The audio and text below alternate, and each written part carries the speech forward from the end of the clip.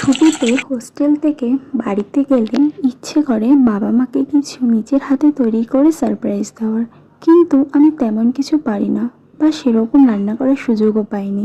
কিন্তু অনেক দিনের ইচ্ছে ছিল নিজের হাতে কিছু করার। তাই সেদিন সকালে ঘুম থেকে উঠেই স্নান করে রান্নাঘরে গিয়ে দেখলাম কি করা যায়। ফ্রিজ খুলেই দেখি চিকেন আছে।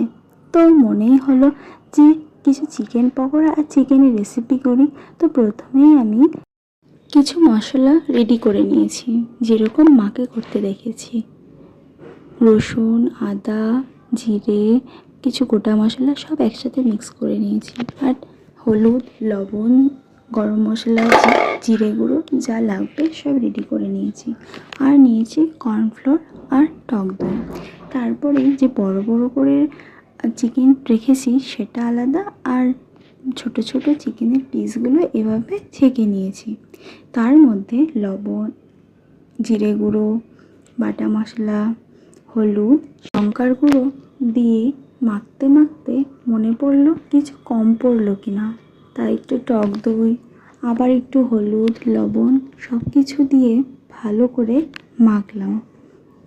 তারপর মনে হলো যে সয়া সস দিতে বাকি, সেটা দিলাম।